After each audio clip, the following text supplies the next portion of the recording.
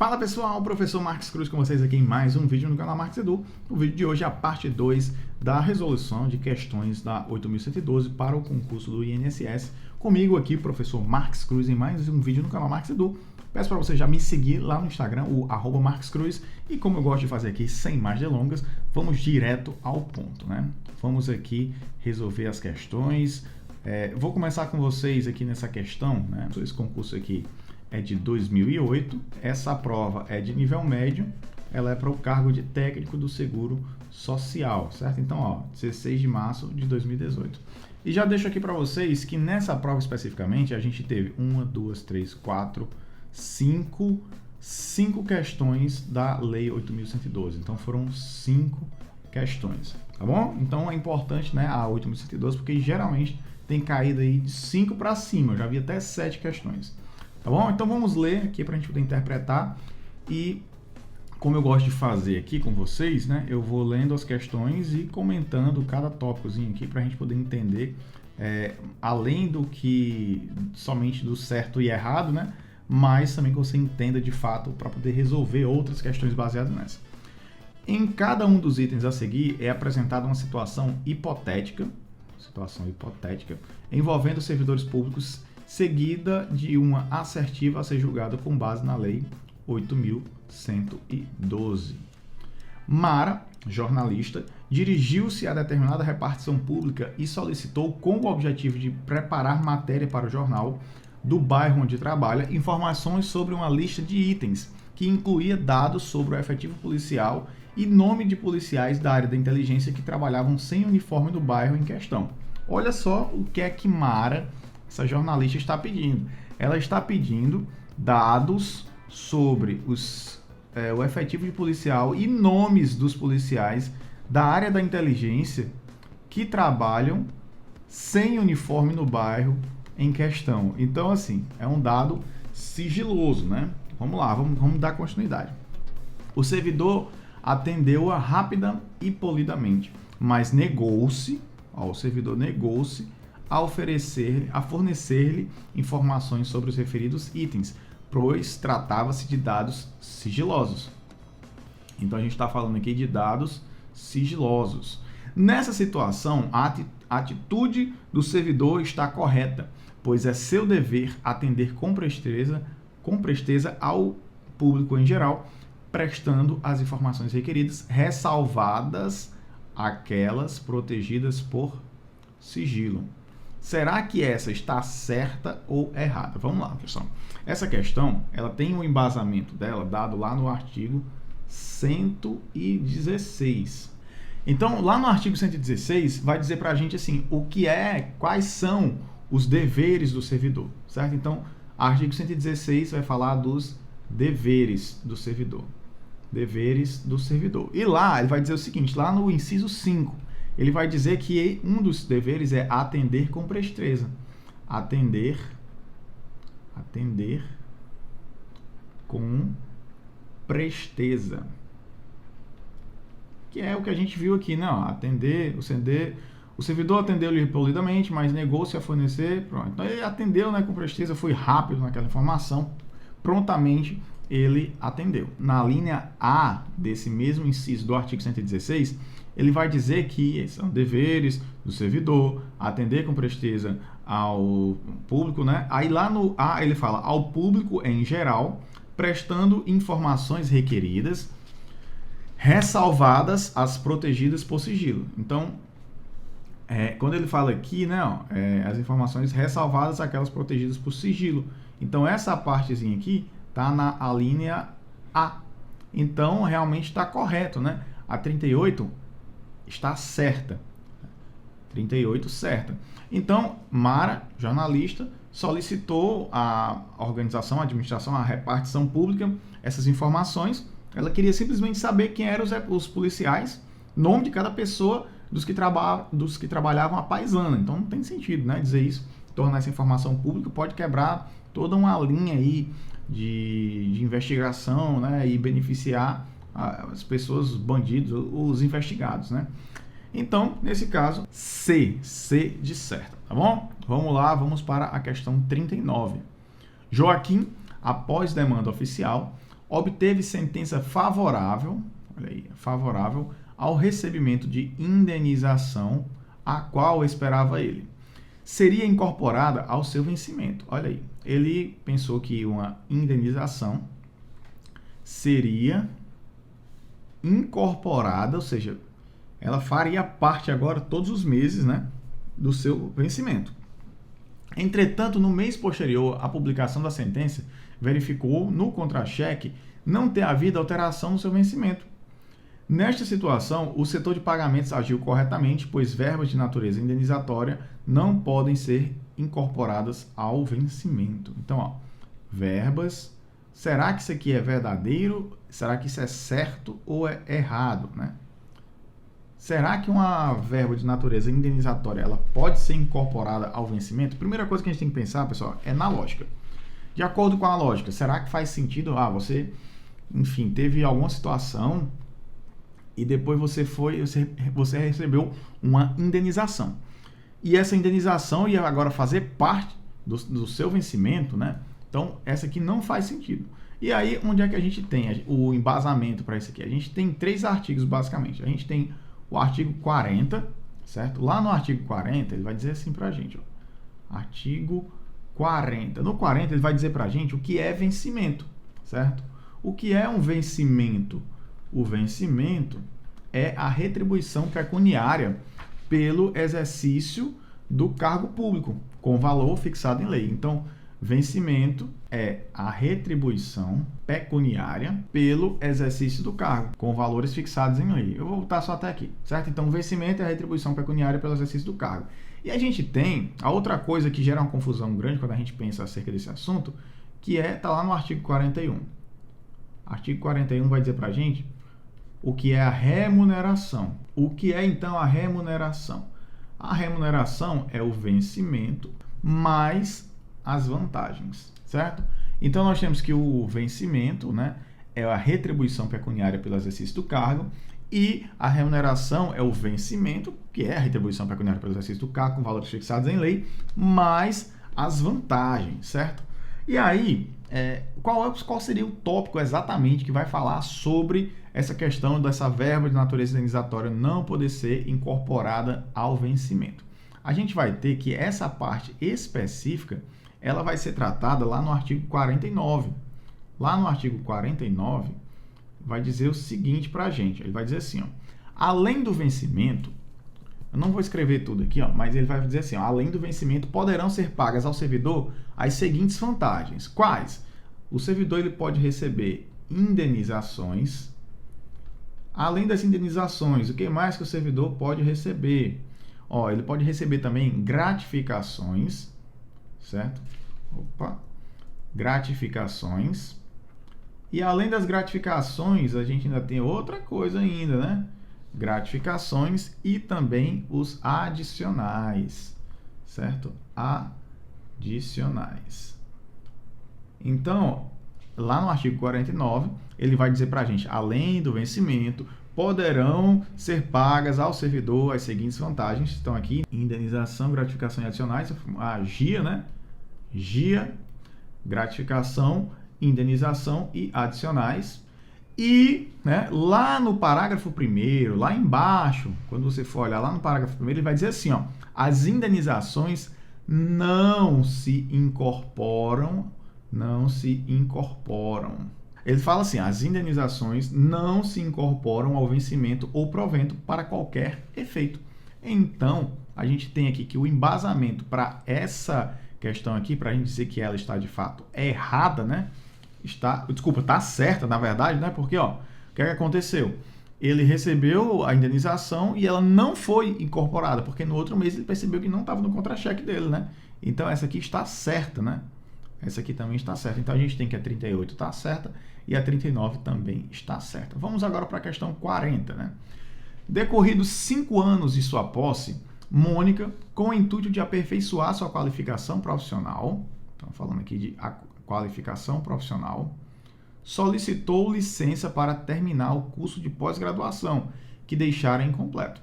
Então, ela pediu o quê? Uma licença, 5 anos, pediu licença para terminar curso de pós-graduação que deixara incompleto. Ao receber resposta negativa, Mônica decidiu apresentar recurso alegando que a licença capacitação, que essa licença é direito subjetivo, né, do servidor e que, em situações como a sua, é dever da administração concedê-la. Então, quando é um direito subjetivo, é diferente do direito discricionário. O discricionário, a pessoa, a autoridade responsável, ela pode escolher, ela pode optar por uma coisa ou por outra. Quando é subjetivo, não, é pay puff, é na lata.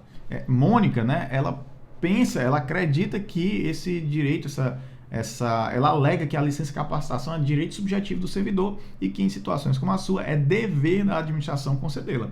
Nesse caso, a legislação apoia todos os argumentos apresentados por Mônica. Apoia todos.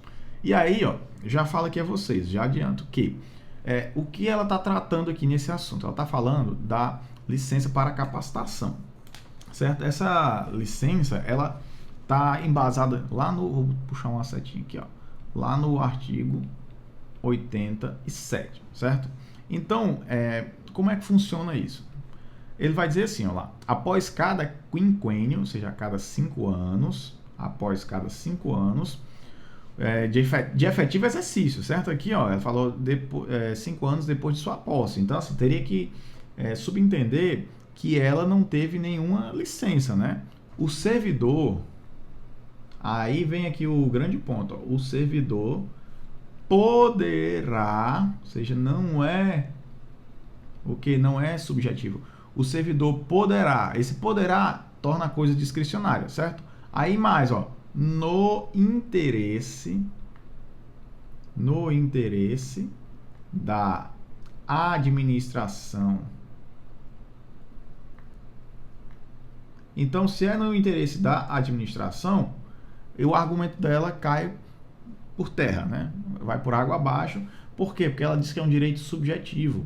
Mas não, ele é o quê? No interesse da administração. Então, ó, após 5 anos de efetivo exercício, o servidor poderá, no interesse da administração, afastar-se do cargo de efetivo exercício, do cargo efetivo, com a respectiva remuneração, o din-din, certo? Com a respectiva remuneração por até 3 meses. Para que a pessoa pode se afastar por esses 3 meses? Para participar de curso de capacitação profissional, certo? Por até 3 meses, curso de capacitação profissional. Então, vamos lá. No artigo 87 ele fala isso. Então, nesse caso aqui, a 40 está errada, né? Por quê? Porque a gente teve esse problema aí que ela apresentou recurso dizendo que era um direito subjetivo, mas a gente viu que é o quê? Poderá, no interesse da administração, afastar-se com remuneração por até 3 meses, né? Para participar de curso de capacitação profissional. E lembrando que, né, isso aqui já caiu em provas anteriores, isso aqui é não acumulável, né? Não acumulável. Então, a pessoa não pode juntar os 5 anos de um com os 5 anos do outro e depois tirar 6 meses. Não pode. Certo? Vamos lá para a questão 41. Renato, servidor de órgão público federal e estudante. Olha aí, ó, Renato. Vou dar uma separadazinha aqui. Renato, servidor de órgão público federal e estudante, constatou no início do ano letivo incompatibilidade entre seu horário escolar e o horário da repartição onde trabalha. Esse aqui é o pré-requisito para a pessoa poder ter uma possibilidade, né, de horário especial para servidor estudante, certo? Então, é a incompatibilidade entre seu horário escolar e o da repartição de trabalho. Depois de explicar a sua situação ao chefe, foi por este informado de que teria direito ao horário especial. Então, ó, ele tem direito a um horário especial, desde que compensasse o tempo não trabalhado. Lembrando para vocês que horário especial não significa redução de carga horária, significa um horário especial. Você pode trabalhar em horários quebrados, você pode, por exemplo, eu já utilizei isso, né? Tinha dia que eu trabalhava tarde e noite, outro dia que eu trabalhava manhã e tarde, outro dia manhã e noite. Então isso é um horário especial. Eu vou dar a mesma carga horária, só que de uma maneira especial. Então ela colocou aqui, ó, você pode ter um horário especial desde que compensasse o tempo não trabalhado. Renato contra-argumentou dizendo que era impossível compensar o tempo de afastamento do trabalho, pois além de assistir às aulas, precisava estudar muito e fazer as tarefas escolares. Nessa situação, os argumentos de Renato não têm amparo legal. Será que tem algum amparo legal? Vou chegar para o meu chefe, o chefe do meu setor, e vou dizer, olha, é o seguinte, ó, eu sou um servidor estudante, eu preciso de um horário especial, só que eu não tenho como repor porque minha faculdade é muito difícil. Então, será que eu posso chegar e dizer um negócio desse? A questão colocou assim, nessa situação, os argumentos de Renato não têm amparo legal. Isso aqui é verdadeiro, né? Não tem amparo legal. Isso aqui, 41, é certo. Tá bom? 41, certo. Não tem amparo legal. Por quê? Porque o foco... beleza, né? A lei prevê um horário especial para o estudante, mas o foco é que você exerça o seu trabalho. Você foi contratado, né? Você passou no concurso para você se tornar um servidor público e atuar servindo ao público naquela função que você se comprometeu na sua aprovação, quando você tomou posse e entrou em exercício. Então, o horário especial, ele dá para a gente uma flexibilidade para a gente poder estudar. Aqui eu utilizei isso, eu tinha um horário diferente, às vezes eu trabalhava manhã e noite, tarde e noite, um horário da manhã, um horário da tarde, um horário da noite. Então, eu tinha esse jogo de cintura, né? Então, eu tinha um horário especial, mas eu não trabalhava menos, eu trabalhava a quantidade que eu tinha que trabalhar, certo? Então, não pode exceder as horas semanais, também nem trabalhar menos, certo? Então, é o seguinte, o embasamento para essa questão, vou botar aqui assim, a questão 41, embasamento para ela está lá no artigo 98. E lá ele fala o seguinte, ó, será concedido horário especial ao servidor estudante quando comprovada a incompatibilidade entre o horário escolar e o da repartição. Beleza, né? A gente já percebeu isso aí, né? Que nesse caso o Renato tem essa situação, né? Ele constatou, né, a incompatibilidade entre o seu horário escolar e o da repartição onde trabalha. Então, isso aqui é o primeiro requisito. E fala mais, assim, um pouquinho mais na frente, sem prejuízo do exercício do cargo. Então, lá no artigo 98, ele vai falar sem prejuízo do exercício do cargo. Ora, o que é que está acontecendo aí nessa situação? Ele está dizendo, né, Renato contra-argumentou dizendo que era impossível compensar o tempo afastado do trabalho, pois além de assistir às aulas, precisava estudar muito e fazer as tarefas escolares. Então, ele não conseguia atender o que o artigo 98 coloca, né? Porque o artigo 98 fala que é sem prejuízo do exercício do cargo. E ele está dizendo aqui que ele não consegue fazer as duas coisas sem ter o prejuízo do exercício do cargo. Ou ele trabalha ou ele estuda. Então, está numa situação bem complicada. Então, Renato, sua situação está complicada. O que é que acontece? A questão diz assim, nessa situação, os argumentos de Renato não têm amparo legal. Certo. Então, os argumentos de Renato realmente não têm amparo legal. Por quê? Porque esse aqui que ele falou, esse contra-argumento dele, ele vai de encontro isso aqui, né, o artigo 98, essa partezinha do artigo 98. E ele vai justamente contra essa parte que fala no artigo 98. Portanto, concordo aqui com a resposta. A resposta diz, nessa situação, os argumentos de Renato, né, fala justamente aqui, ó, nessa situação, os argumentos de Renato não têm amparo legal. Correta. Agora vamos para a nossa última questão desse vídeo, questão 42. Antônio, após ter... Eu vou dar um zoom aqui nessa questão aqui. Vamos ver se eu consigo. Vai ficar melhor de eu ler aqui um pouquinho, né? Antônio, após ter sido aposentado por invalidez, Antônio foi aposentado por invalidez. Ó, estamos falando da pessoa que foi aposentada. Iniciou o tratamento que implicou a cura da doença que o afastara. Então, cura da doença que o afastara do serviço público. Após a avaliação da Junta Médica Oficial, que aprovou seu retorno às atividades das quais se afastara, Antônio requereu readaptação. Olha aí, Antônio requereu readaptação ao cargo ocupado e o cômputo de tempo de afastamento para fim de promoção na carreira. Nessa situação, os pedidos de Antônio devem ser atendidos, por estarem amparados na legislação do servidor. Vamos entender aqui, pessoal, o que é que essa questão está falando. Esse tópico aqui costuma cair muito. Primeira coisa que ele está falando aqui, Antônio estava aposentado por invalidez, iniciou um tratamento e depois ele foi curado daquela coisa que o afastou do trabalho. E aí ele já coloca aqui, ó, a primeira confusão. Ele coloca aqui como readaptação. E a gente tem que isso aqui não é readaptação. O que é a readaptação? Isso aqui cai muito, hein? Readaptação.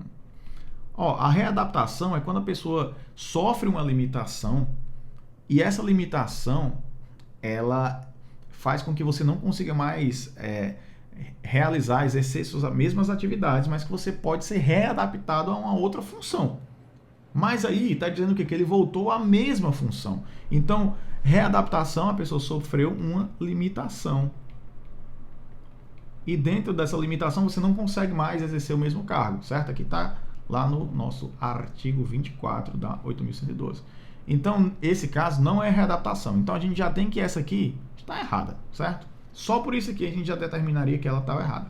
Só para você entender, o que seria isso aqui, então? Seria a famosa reversão.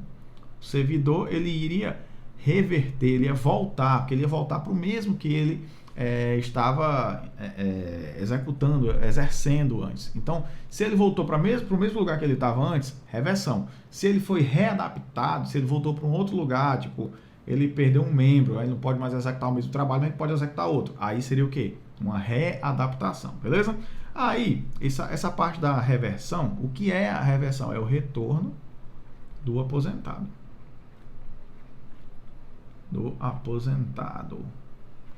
Retorno do aposentado lá no artigo 25.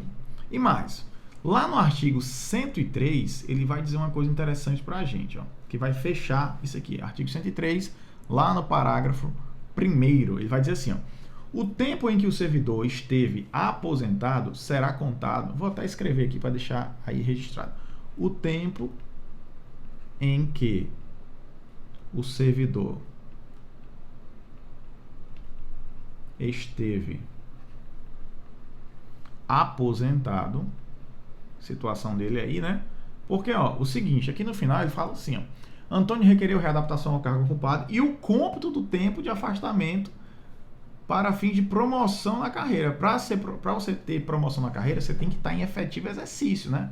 Porque tem toda aquela questão para você poder progredir, tem o tempo e tal. Então, o tempo de efetivo exercício. E nesse caso aqui, ele estava lá afastado, aposentado por invalidez, e ele queria que contasse como um efetivo exercício. Só que a gente sabe que não conta, certo? Nessa situação, os pedidos de Antônio devem ser atendidos. Não, jamais, né? Esses pedidos dele aí não tem cabimento. Porque se ele não estava no efetivo exercício, ele não pode requerer uma promoção na carreira pelo tempo que ele ficou afastado. Não tem sentido, certo? E ele falou, cadê, ó, por estarem amparados na legislação do servidor. Vamos lá. Então, o tempo em que o servidor esteve aposentado será contado apenas. Qual é a única coisa que conta? Apenas para nova aposentadoria. Então, ó, o tempo em que o servidor esteve aposentado será contado apenas, unicamente para nova aposentadoria, tá? Então, por que isso? Porque quando ele estava aposentado, né, ele poderia ainda estar contribuindo, não sei bem essa situação específica, enfim, mas o que o artigo 103, parágrafo 1º, está dizendo para a gente, tá bom? É isso aqui, ó. Só uma revisãozinha rápida aqui, a gente viu o artigo 116, deveres, né, então cai muito esse artigo 116, direitos e deveres, né, vai ter lá a parte também dos direitos. Artigo 40 vai falar do que é vencimento, 41 o que é remuneração, que costuma cair também, certo? Então essa parte 40 41. Lá no 49 vai dizer o que a pessoa pode receber além da remuneração, né? Além do vencimento, né? Que são as indenizações, gratificações e adicionais, a GIA. Lá a parte da qualificação profissional, que a gente sabe que a cada quinquênio de efetivo exercício, o servidor poderá, no interesse da administração, afastar-se, né, com a remuneração por até 3 meses para realizar curso de capacitação, né, na área dele. Que mais? Que ó, essas gratificações elas não se incorporam, certo? E que a cada quinquênio, no interesse da administração, né, que a pessoa pode afastar-se por até 3 meses. Lá no artigo 98 ele vai falar sobre essa parte que a gente viu aí do servidor estudante, que também costuma cair bastante, então eu recomendo que vocês dêem uma olhadinha aqui nos vídeos que eu já deixei no canal, né? Então, lembrando que o servidor ele tem direito a um horário especial quando existe a incompatibilidade entre o seu horário escolar e o da repartição, lembrando que não pode ter prejuízo do cargo, que ele poderá ser concedido, ou seja, depende, né, também, se não houver prejuízo do cargo, ele pode, se não, né, é sempre no interesse da administração. E no último caso aqui, que também costuma cair muito, readaptação e reversão. Ainda tem outros casos, reintegração. Então eu recomendo que vocês vejam lá as formas de provimento, né, e as formas de vacância, que eu também tenho um vídeo aqui no canal que uma questão como essa 42 aqui ficaria facinho para vocês, beleza? Então espero que você tenha gostado do vídeo, não esqueça de se inscrever no canal, deixar o seu like, clicar no sininho para ficar antenado sobre todas as novidades. Vou trazer novos vídeos resolvendo novas questões aqui no canal, então me siga lá no @marcoscruz, que eu vou sempre avisar também quando eu fizer as lives que eu costumo fazer aqui para trazer para vocês, para a gente ter um bate-papo, ter um diálogo melhor. Então o seu comentário é importantíssimo. Deixa o seu comentário aqui dizendo, se você puder dizer, né, lógico, o horário que você está assistindo, ou qual é a cidade, o estado que você está falando, que aí a gente pode sempre estar trocando aquela ideia aqui e se conhecendo melhor, tá bom? Até o próximo vídeo e valeu, tchau, tchau.